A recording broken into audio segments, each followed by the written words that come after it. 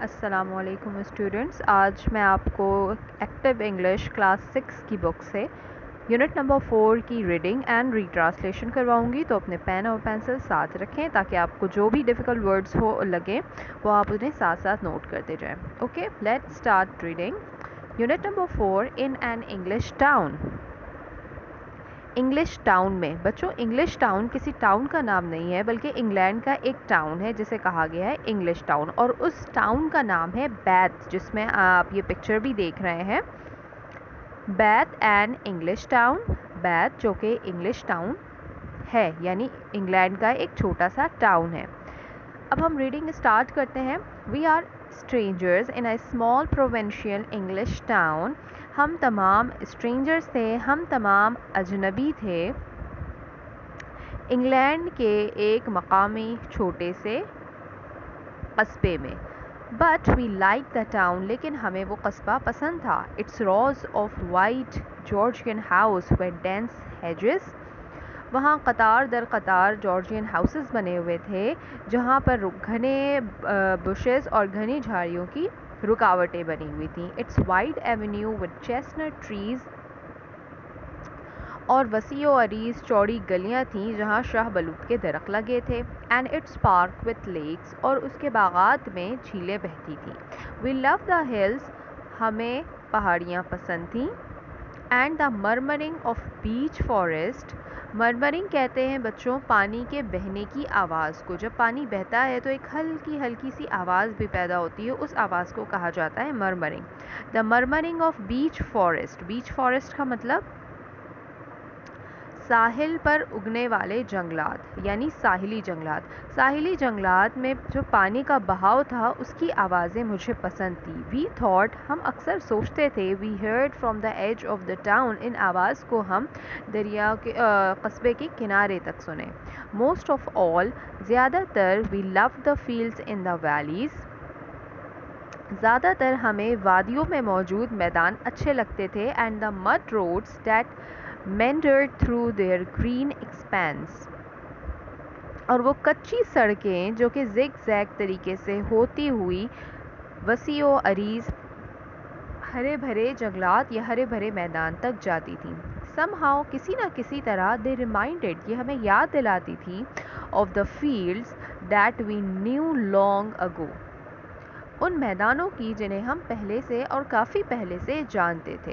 Before we came to England. England آنے سے پہلے. But Dulu and I didn't go there much.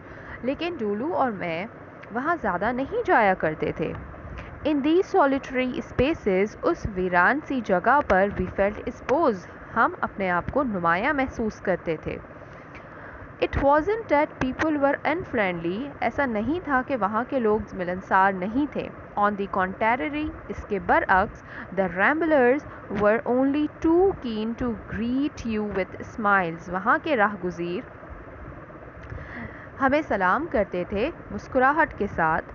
Though اگرچہ we didn't see much of the farmers. اگرچہ ہم نے وہاں پر زیادہ کسانوں کو نہیں دیکھا تھا. On the rare occasions. بہت ہی کم ایسے مواقع آئے. When we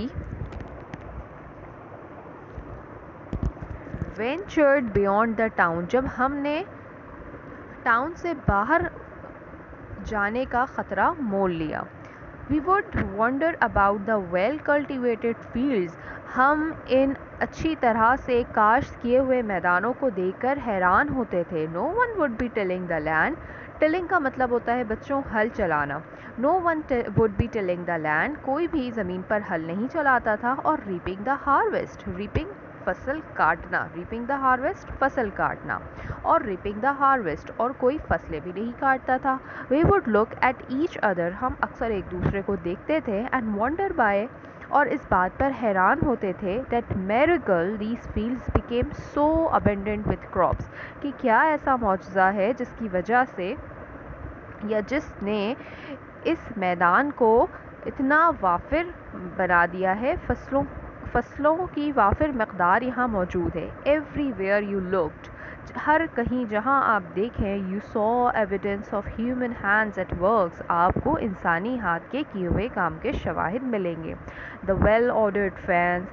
اچھی طرح اور ایک خاص ترتیب میں لگے ہوئے جنگلات، ڈچز یعنی سرنگیں، and the plain wilderness of bushes اور جھاڑیوں کا ایک بیابان جو کہ بہت ہی منصوبہ بندی کے ساتھ لگایا گیا تھا.